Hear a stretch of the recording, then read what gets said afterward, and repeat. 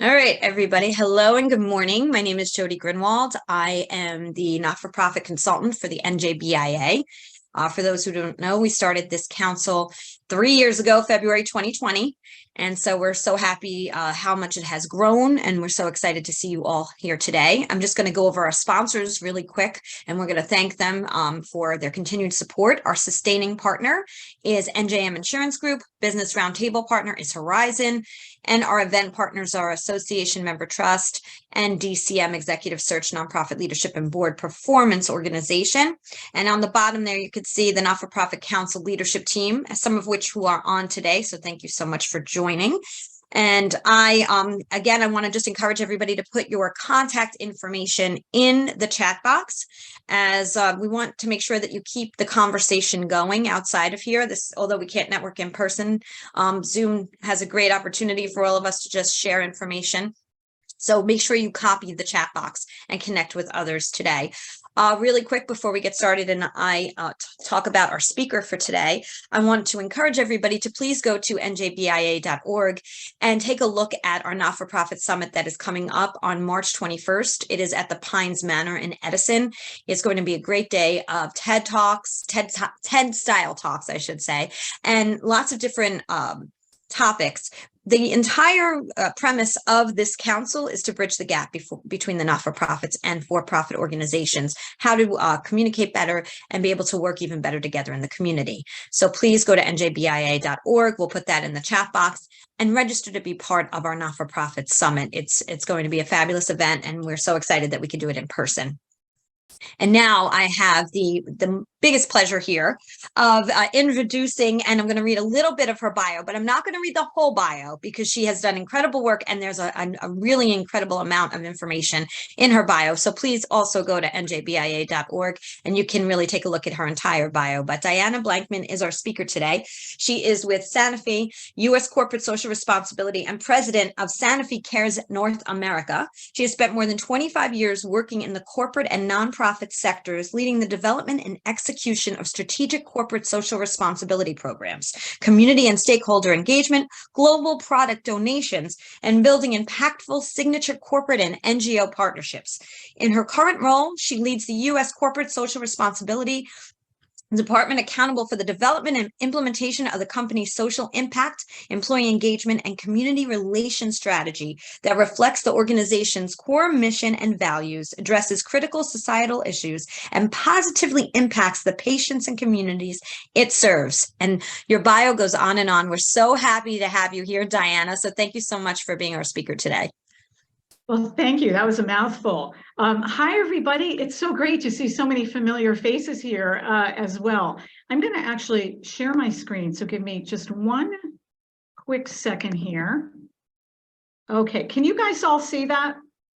I'm seeing nods, so I'm going to say yes. All right, good. Well, thank you. Here we go.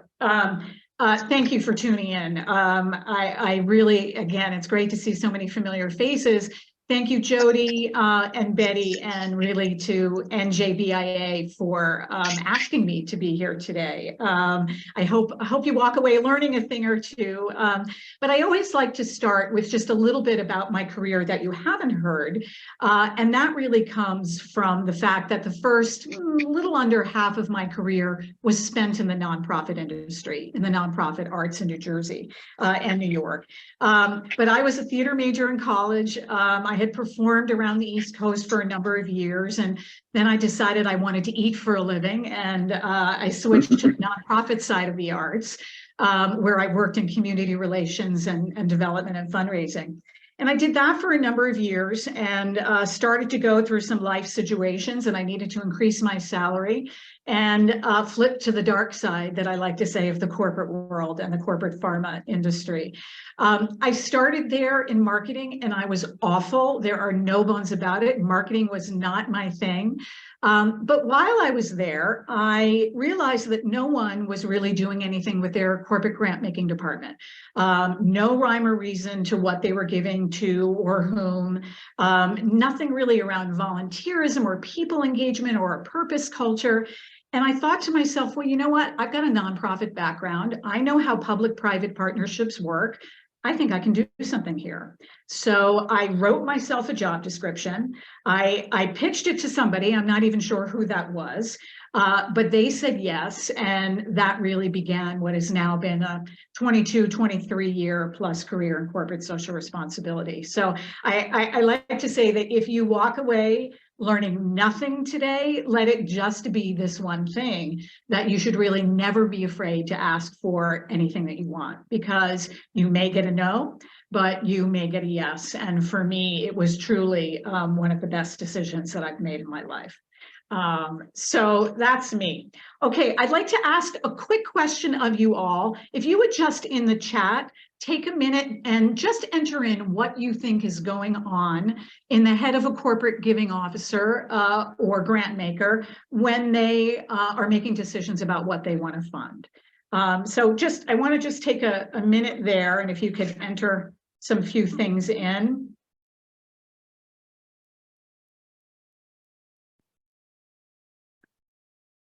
Starting to see some here. Yep, alignment, impact on community, looking at their own ROI. That's a good one. Impact and ROI. Yep. Yeah, this is all great. Yep, fit to grant requirements. Thank you. Yeah. These are all really great. Keep them coming. But what I see here is that it's a lot, right? And the truth is, you're absolutely right. We have a lot of things to think about. The profession, so to speak, has changed so much over the years, from my very early days of sort of, as I was saying at my first company, no rhyme or reason to your giving, to really having to consider a multitude of factors into the decision-making process. And that's really happened because the role of business in society has changed so much more than even 20 years ago. Fortune 500 companies now spend about $20 billion on CSR programs a year, and they're having to consider everything from DE&I to education to access to medicines to the environment, really so much in order for companies to be able to stay in business for the long term. And we'll talk about this a little bit, but this has really affected how we work with nonprofits and our nonprofit partners as well. I think it's all great stuff because it's shown that we've gone from being, in my early days, sort of small siloed departments where fitting wherever anybody would be willing to take us, to functions now that are really true value adds and integrated with the business. So all good stuff. What I want to do here is just spend the first couple of minutes talking about the evolution of corporate giving before I kind of get into my tips of the trade for you all, because I think it's really important to understand the context of where we've come in order to understand what it is that grant makers are really looking for today. So, and I'll do these first few slides just pretty quickly, but obviously for many years when giving started, it was really just truly charity, right? Giving for the reason or sake of giving, no connection really to a company's business objectives or mission. This is what I was saying, how things were done at my first company. And I used to always joke that if a CEO's wife was on the board of the ballet, chances are the company gave to the ballet. A good portion of the budgets were really set at the discretion of the management, and they were really nice to do donations. As time moved forward, CSR, corporate social responsibility, started entering into the vernacular, and companies started becoming a little bit smarter about tying their dollars to issues that the company was dealing with. And so the pyramid here really represents the four things that make up CSR. The first at the bottom really being economic responsibility. It is upon which everything else rests. You have to be profitable. If you can't pay your workers, they lose their jobs. Ultimately, you go out of business here. The second one is legal responsibility, play by the rules of the game. And this is really where you start to see compliance, tax regulations come in, employment law, all of those fun things. The third is ethical, and that's just about doing what's right, be just, be fair. And then the top, occupying the smallest, but certainly not the least important, is the philanthropic piece. And that's about being a good neighbor, enhance the quality of life for those around you. This is incredibly important because companies want to do business with other companies. Consumers want to buy products from companies if they believe that the company has strong corporate values. So that is equally as important as everything underneath it. So as time moved on, this is probably, well, maybe 11 or 12 years ago now, while CSR is still very much alive today, the terminology of shared value started to come into play. And this term was, well, actually another word for collective impact or conscious capitalism that you may know. And this term was really coined by a Harvard Business School professor, also a well-known economist, Michael Porter, and his business associate, Mark Kramer, who in 2011 wrote an article in the Harvard Business Review called Creating Shared Value. And essentially what the two were saying is that companies could move beyond corporate social responsibility and really incorporate social and environmental initiatives in their business strategy to gain a competitive advantage. And if they do, it helps ensure that they stay in business for the long time. So this is just really another thing that grant makers need to consider in how they operate.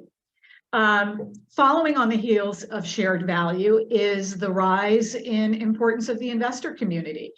Corporate sustainability is really a growing concern among investors who are not only looking at economic profit, but also social good.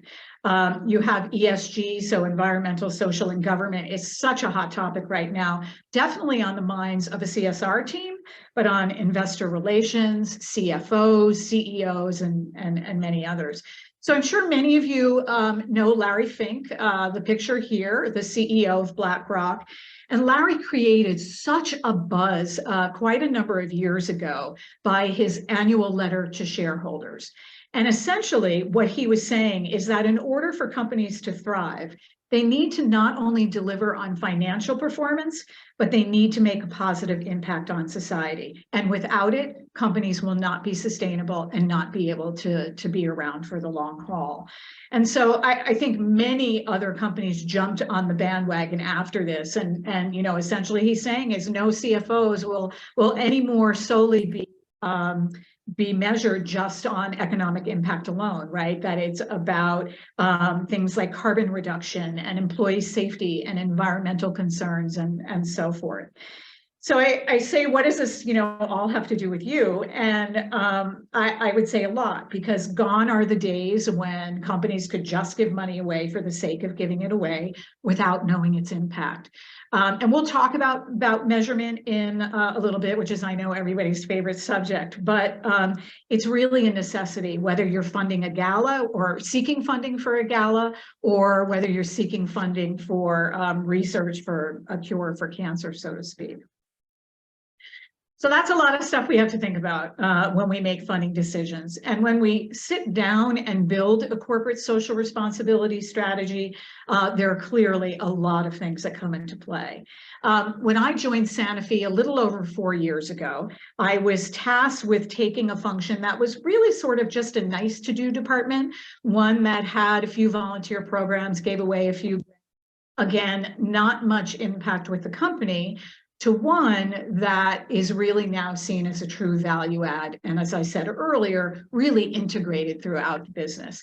And I did that by pulling together a group of senior leaders, not only from CSR, but from DE&I, from medical, from communications, human resources, R&D as a pharma company, and many more. And that was important because I wanted to ensure that wherever we landed on a focus and priorities, our company was going to be able to take ownership, that it's not just about, you know, Diana and my team of 5, but it really represents sort of a company's social license to operate, and it represents the company's values, which is why having a strategy is so important.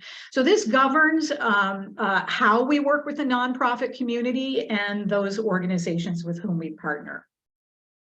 I say the word partner not lightly. I look at every single Sanofi grantee, whether they are a $1,000 donation or a $100,000 donation, exactly the same. The relationship that you bring to the table, the quality of the work should be no different. And the goal is, because a one-time funder wants to become a multi-year funder, right? Your $1,000 grant for your first grant could end up being a $100,000 grant, or at least the step to a long-term partnership. So we're going to talk about some important things regarding partnership in a minute that I know are important to me, as well as some of my corporate colleagues. But the one thing to keep in mind as well is there are a number of ways that companies can engage with nonprofits. This is a chart that was done by FSG, which was the social impact firm, is the social impact firm that was developed by Michael Porter and Mark Kramer, who I spoke of earlier. And sort of in addition, from doing pure philanthropy, there really has been a shift to a much more concentrated and targeted approach. And so companies can still do a mixture of all of these, but I will say most are really moving into that middle sector. So companies can operate in a confetti way. They give a lot of grants to a lot of different organizations. A clustered approach is really where they're getting a little bit more focused, maybe honing down to just a few strategic areas of focus. The concentrated is really maybe a signature program, and you've just got a few different programs that revolve around that. And then ecosystem change. And I would say that, again, while companies do all of these, they're really moving towards that clustered and concentrated approach here. I'll give you an example of how companies have started to shift. Merck Pharmaceuticals, based in New Jersey. Merck used to, many years ago, have many different focus areas, one of which was education. It was very important to them. They're now down to just two. I believe it's health systems changes and disparities, and then their community bucket.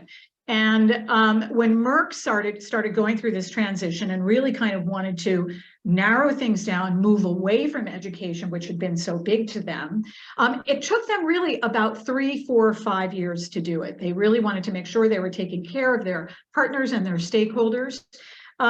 Ultimately, within that 3, 4, 5 year period, they used to do 500 to 700 grants a year. They're now down to under about 300. So you definitely can see that there's a shift there. So a lot of ways to look at this, and I think one of the most important things in figuring out what is best in terms for you all is to really think of your corporations as sort of your partners, but your customers. To serve your customers, you need to understand what they need, why they need it, and sort of what constitutes your value proposition.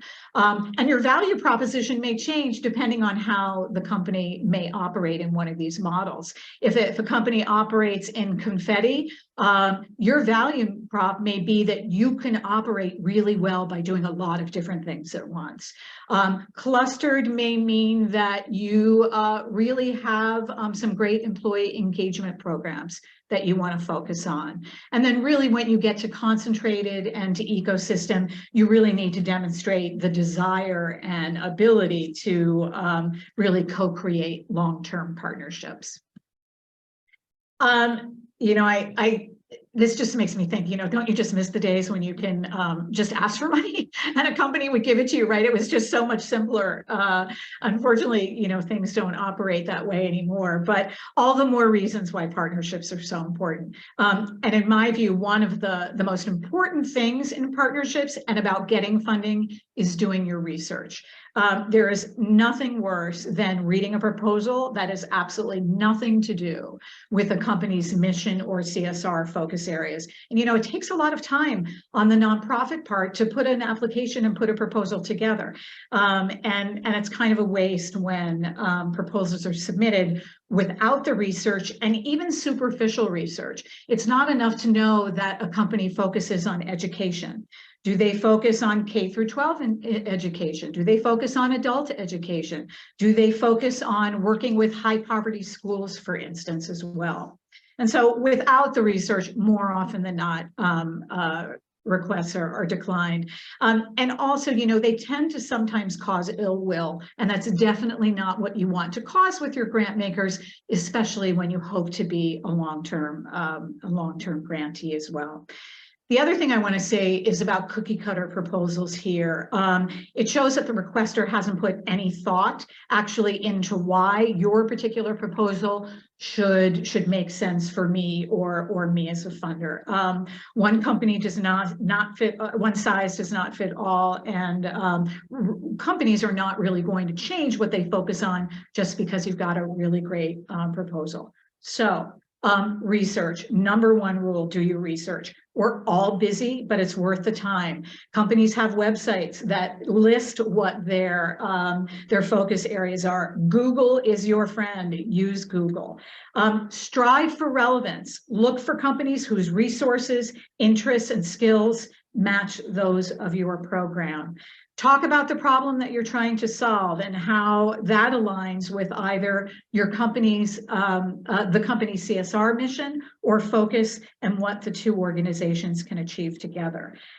Consider corporations, culture, and value, right? And most importantly, relationships are paramount in your life, personally and professionally, and you never know when you're going to need them. I'm going to tell you a really quick story about my husband, because this is just an amazing story. But he and I had the opposite career path. He was in the corporate world and went into the nonprofits. And when he first started in the nonprofits, he was working for the LPGA golf tournament down in Camden. I think it was Camden or somewhere down south. And they had a foundation, and he was charged with raising money for the foundation because they distributed that money then to the local nonprofits. And he was always the person who gave money away, never fundraised, right? So he turned to a really good friend of his and asked if he could make some connections. And one of them was with the president of Sun National Bank at the time, and this was quite a number of years ago. And so my husband, Jim, had spent 2 weeks prior to the meeting doing as much research as he could on banks. Who are the bank's customers? Women. Who uses the credit cards? Women. Who does the shopping? Women.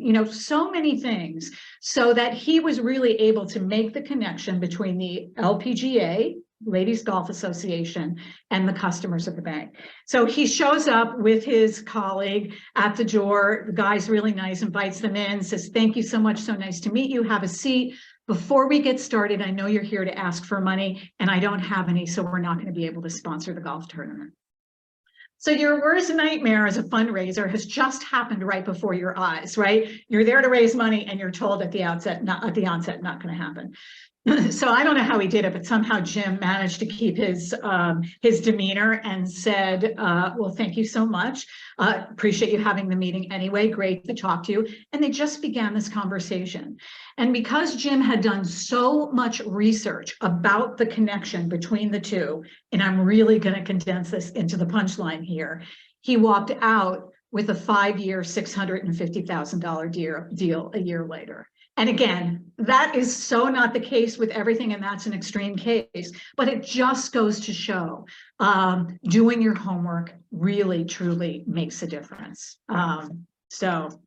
One of the other important pieces about looking at funders as your partner is really to ensure sustainability, and changing the mindset from one-off grants to long-term partnerships can not only help increase the size of the grant, but also the longevity of the partnership. So a couple of things to consider here.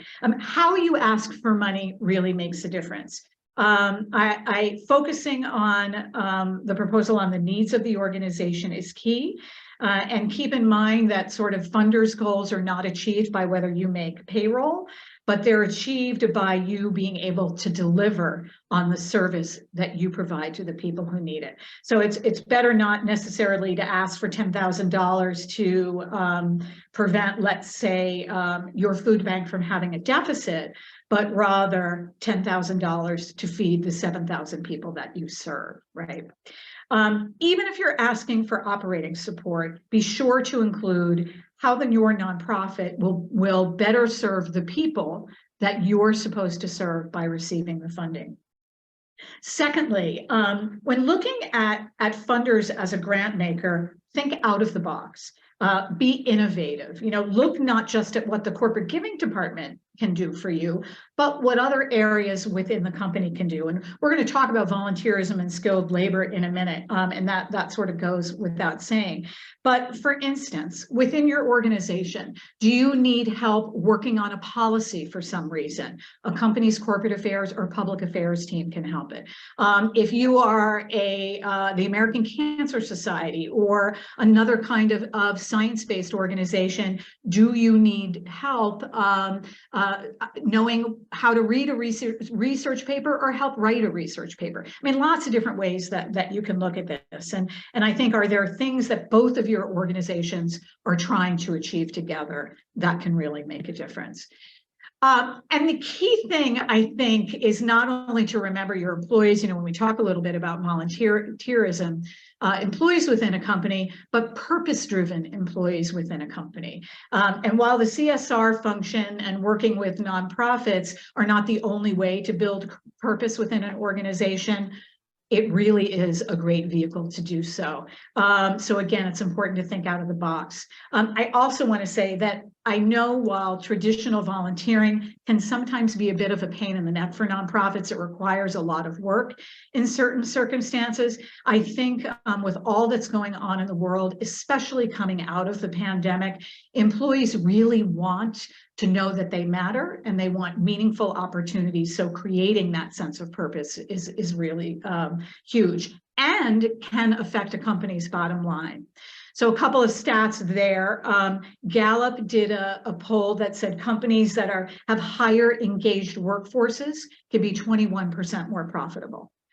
Forbes did a poll that said good company culture increases revenue by 4 times. So that's true ROI there. So the picture here, I'm not sure if any of you have heard of Aaron Hurst. He is the author of a 2014 book called The Purpose Economy and co-founder and CEO of an organization called Imperative. Imperative, and I'm going to read this, defines itself as a human-centered career platform that businesses and workers use to develop meaningful careers. And he believes that people don't go to work just to get a paycheck. They want to feel that what they're doing matters to the world and that they're growing in their job. And this couldn't be more true, really, than since the pandemic. He says that 85% of companies show positive top line growth if they're purpose-driven, and that drops to just 42% if they're not. So it's clear that engaging, inspiring employees in every facet of their work is really important, and it should be to nonprofits as well. So this is not only the opportunity to think out of the box, but also think about other innovative programming. This picture, actually, this is an article that McKinsey wrote in April of 2021 about the results of the pandemic. This is called the Great Attrition, but I'm sure you heard the Great Tsunami, the Great Resignation here. I've seen this happen at my company. It's happening in just about every company I know. And according to McKinsey, more than 15 million people had quit their jobs in the first year of the pandemic. And between April and August, another 4 million had left their jobs. And research shows it's not just about salary alone, that it's things like work-life balance, a meaningful culture, knowing that you're contributing to something that's making a difference. So Aaron Hurst was talking about it in 2014, and boy, was he right. And we can't forget about the millennial generation. 64% of millennials won't even take a job if a company doesn't have a strong sense of purpose or CSR function. And so I think while the pandemic brought about some negative things, it also brought about some good. And if wanting to feel inspired and engaged and really feel a sense of purpose at their jobs rose to the top of the list, that's really a good thing. So I know many of you on the corporate side, on the nonprofit side, had to rethink volunteerism a bit. Suddenly nothing could be done in person. Everything had to be done virtual, and it forced us all on the corporate and nonprofit side to sort of think about volunteerism as a different way. And even as things are starting to open up, I will say that virtual volunteerism is here to stay. It provides a chance for companies to get employees together who may not be in the same location, doing a meaningful opportunity together. You don't have to worry about the weather, all of those wonderful things. And so I do think it gives companies a chance to, again, another angle on that purpose-led work. So it's important to think about volunteerism from your perspective. And one other reason why I'll say employees matter is that especially when looking at partnerships and developing proposals, is that they're a company's #1 greatest resource. They can't afford to lose good talent, right? They are a company's ambassadors. They are the innovators, the growth drivers, and incredibly meaningful to an organization. So this is going to be the last slide I have before I kind of get into my top 5 do's and don'ts. And again, this is around measurement. And I know even sort of the hairs on my head stand up when I hear that word, because it's hard for us on the corporate side too. But as you've heard really sort of all the way through this, that so much is being asked of corporate grant makers today to justify and quantify the spend, show the impact from everything from CEOs to government to consumers to people within our own company. There are SDGs and ATMIs and ESGs and sort of every other acronym that you can think of. So measurement really has redefined how we work, and not providing ROI really is no longer an option. But that being said, when done correctly, it doesn't really have to be such a daunting task. When we look at a fundraising request, it's not just a proposal. It's, well, I heard someone say at a conference a while ago that what gets measured gets managed. And I think in this case, it's really, really true. So a couple of things to think about. It's important to discuss metrics up front. They need to be built into the program from the beginning. You need to understand the expectations from the beginning. And for something like sponsorship of a gala, it may not be just the number of people who attended, but what were you able to do with the money that you raised from the event? How many people were you able to feed or clothe or help? For larger programs, it's important to have shared objectives. With that comes shared accountability and shared responsibility. You have a clear understanding, I think, of how the impact is achieved together. And once set up front, it's so much easier to track your measurement statistics than if you wait to the end and you didn't even know what you needed to measure to begin with. So that's it on measurement. So I'm going to wrap up with my top 5 must-do lists here. Some of this you've heard me talk about a little bit, but the first is no cookie cutter proposals. One size does not fit all. Not all issues and causes are relevant to every company. And failing to thoroughly research a company's focused areas and mission can really only hurt you, I think, in the long run, rather than help. And no one's going to change their focus areas just because you've got a really fabulous idea. Number 4 is plan ahead. Schedules are crazy. I know that when I look at sort of my schedule between my internal schedule and my external schedule, things are just really crazy. And so if you want to request a meeting, please don't call on a Monday or send an email on a Monday and expect it for Friday. The calendars are crazy. It sort of leaves a little bit of a bad taste, and it shows that you're really perhaps not planning ahead the way that you need to. The third, reasonable and complete budgets. This is key. Budgets really need to match the narrative. They need to be reasonable and reflect every aspect of the proposal. And the budget that needs to accompany a grant request needs to be taken care of the same way that you would put together the narrative. The second, be the BCs. Be clear, be concise, and be complete. The grant does not necessarily need to fill the allotted page count, right? Your goal should be able to put together a complete description of the project as concisely as possible. Specify the scope up front, make sure that it's realistic and you don't leave out anything like the IRS form or something where the grant coordinator has to go back to you. It just adds time onto everything else. And then the last thing I'll say, and this may seem kind of silly, but I can't tell you how important it is to proofread. And I say it 3 times, proofread, proofread, proofread. Typos immediately send the wrong signal, especially when there is another company's name in a proposal that gets sent to me.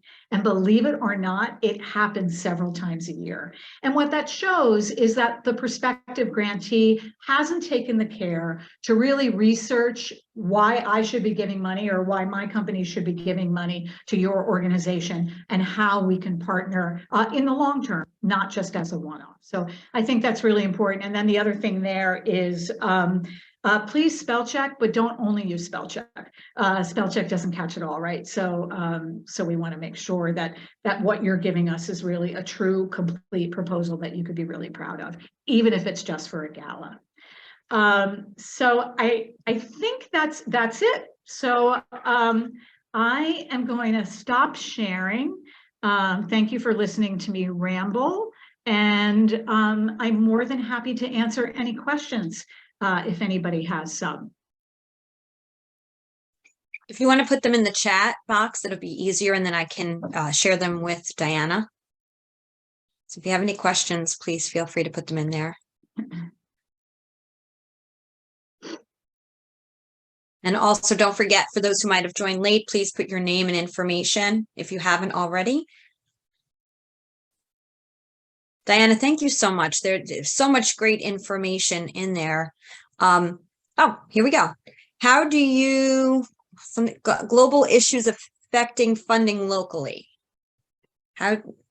Yeah, I'm not. Yeah. Okay. Yeah. You got that. Okay. Yeah. It's a great question, actually. I think all companies work in different ways. So for Sanofi, for instance, I have my own budget. My budget is separate from corporate, from corporate. So our company is based in Paris. So I don't necessarily need to worry about the programs that I fund and that anything's going to be cut per se based on the global budget. Where we do have, I would say, global issues, there could be some kind of a global disaster. That does affect my budget because then I need to find money for that out of my own budget. So I think most companies sort of have their own US budget to deal with, which certainly makes it so much easier. Sorry, that was a little bit of a ramble. I hope that made sense. Well, that was great. Do corporations have legal requirements for how much they need to spend in CSR? Absolutely not. But a company, as I said, when I was talking about the investor piece, gets judged on that, right? I mean, if you're a $40 billion company and you're not doing CSR, you're not giving money away, or you're giving away, such a minor fraction, companies are looked at negatively that way. So while there are no legal requirements, companies cannot exist today and continue to thrive in the future, especially when you think of all of the things that have been going on in DE&I, they cannot exist today without strong CSR departments and a strong giving strategy. What's your advice for funder collaboration? I love this. And I'm assuming that you mean funders, meaning multi-corp, like let's just say corporates as opposed to nonprofits. So I'm going to answer it that way, but if it's incorrect, let me know. But I love working together, excuse me, with other companies. Our company in the pandemic worked to develop, we were trying to answer, how do you raise education awareness and screening for people in communities of color after the pandemic hit, because there was lack of trust, lack of access. And we began working with a nonprofit organization called the Allergy and Asthma Network on a concept that some people in our company just thought of. We were the founding funder of this project, did a pilot program in Atlanta. And it was so successful that when we hit year 2, we're now in year 4 of the program. There are 4 or 5 other pharmaceutical companies and quite a number of other corporations that have jumped on the bandwagon, so much so that the program now is US wide. So I think, as long as there aren't any competing sort of trade secret issues, and there rarely are in the CSR world, I think you can achieve so much more together than you can on your own. There's more questions here, Diana. So this is Sure. great. Thank you, everyone, for these questions. When a foundation asks for operating budget, should that be considered the same as our program budget, total budget, or more just operational costs? Yeah, that's a really good question. I think probably companies would answer that in a different way, depending on what else that they're asking for. When we ask for an operating budget, we want to know what's your overall budget that you're dealing with, right? So that's going to cover your capacity as well as whatever else it is that you need to run your programs as a whole. That's the way I look at it. Somebody may look at it differently. This is a good question, something as a CEO of an organization, a nonprofit, I ask also. So I say, Michelle, thank you for this question. Is it valuable to contact the company officer first and build a relationship before submitting a proposal? Yeah, that's a really great question. I think so. And again, I think this probably depends on the company. When we talk about relationships and building those relationships, or at least getting to know someone at an organization, sometimes that can be tricky because I know when I've tried to look at who corporate giving officers, if I've looked up at a company, sometimes that's really hard to find. But almost all companies have an email address, a CSR email address, or some kind of an email address that will get to the funding department. I personally like it. I try to return every phone call that comes into me. It may not happen within the next day, but I do think it's important. And I will say one other thing. Sometimes the best ideas come from that. We now fund an organization for 3 years in a row at $125,000 a year. That was totally a cold call. But someone had really done their research about the things that we focus on as a company. And I thought, my God, this sounds really interesting. We called the guy in, he gave a phenomenal presentation, and boom, we've been funding him for 3 years at 100K plus. Another great question. Thanks, John. What are Sanofi's current funding priorities? Sure. So globally, our CSR focuses on access to medicines, R&D for unmet needs. So that's really ensuring that we're getting our essential medicines into the 40 of the poorest countries in the world. We have environmental goals as well. And then our 4th one is called in and around the workplace. And that's really making sure that the work that we're doing internally and the people we're hiring externally and the communities that we serve reflect what the communities actually look like. So we have a lot of DE&I that falls in there. In the US, all of our priorities roll up to those 4. We specifically focus on the concept of equity and the belief that everyone deserves equal opportunity to thrive. And we focus in 3 areas. One is in health equity, and really that's programs and partnerships around healthcare navigation for underserved communities.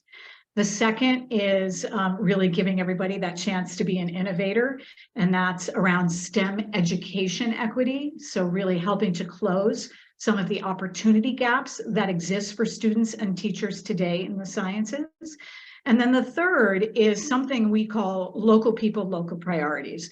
And this is really the work that my team does in really ensuring we're giving our employees the right tools and resources so that they can get out in our communities on behalf of our company and help address some of the issues that we're trying to solve. That's not just volunteerism. I see Connie Ludwin on here from TAF. Connie worked with us on a really phenomenal program. We were working on a program last year to try and help people in underserved communities get access to the care that they need.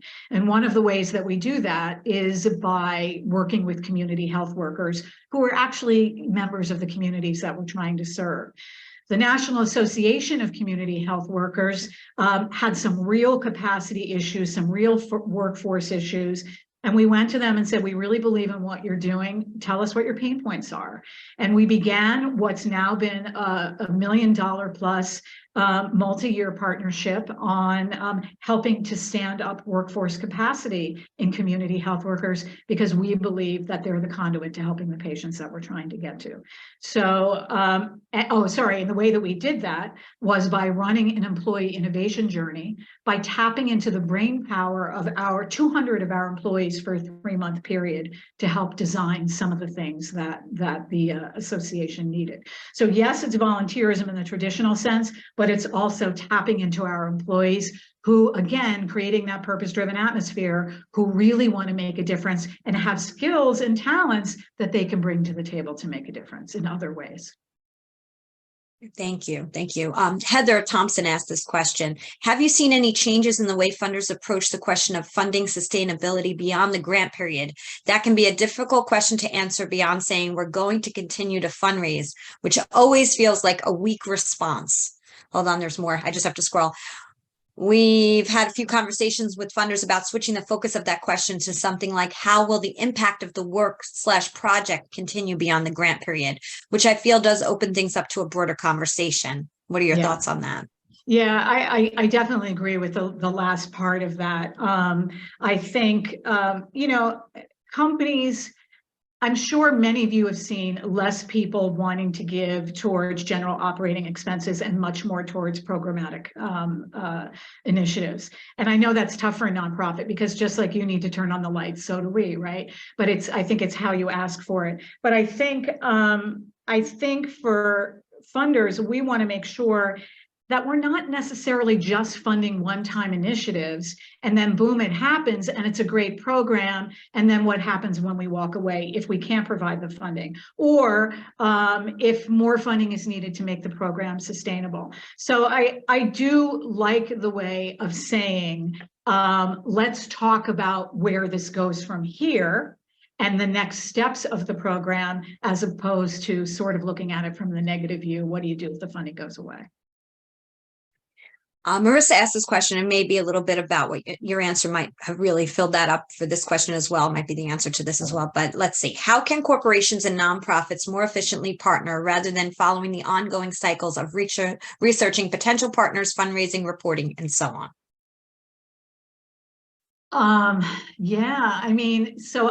Unfortunately, all of those things are important, right? But I think if you are really connected with the right partner, where you really have mutual things that you're trying to solve, it's a mutually beneficial relationship. I think the partnership becomes so much broader. In the case of the National Association program for us, yes, our employees were helping design a platform that was essential for community health workers. But at the same time, we were trying to create, and this never goes away, this atmosphere of a purpose-driven workforce.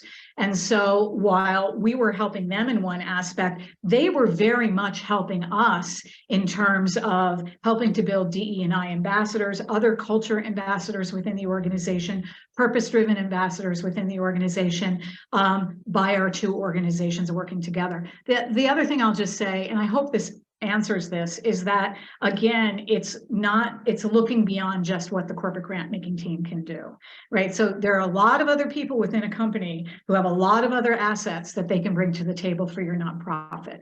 And so I think looking beyond just the traditional, here is a $1,500 grant, to how else can I really get to know the organization and work with the organization in other ways, that's really going to enhance the impact of what it is that you're trying to do.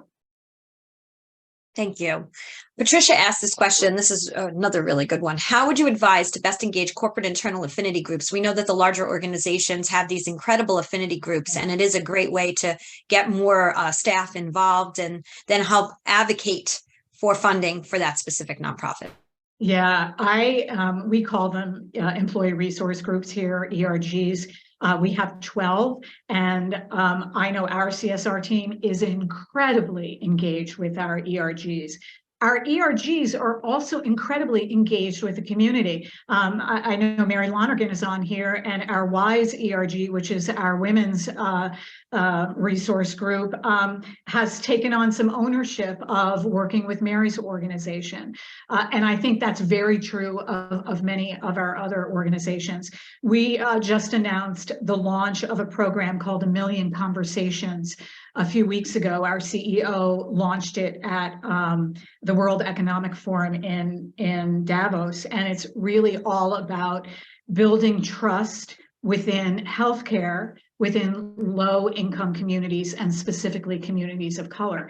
And so our BOLD ERG, which is our African-American ERG, is going to be absolutely essential in helping to pull some of these programs through. And that is also going to be by tapping into many of the nonprofits that we are looking to have conversations around trust. So I do think the affinity groups play a huge role in helping to support nonprofits, but also helping them to link them with the organization.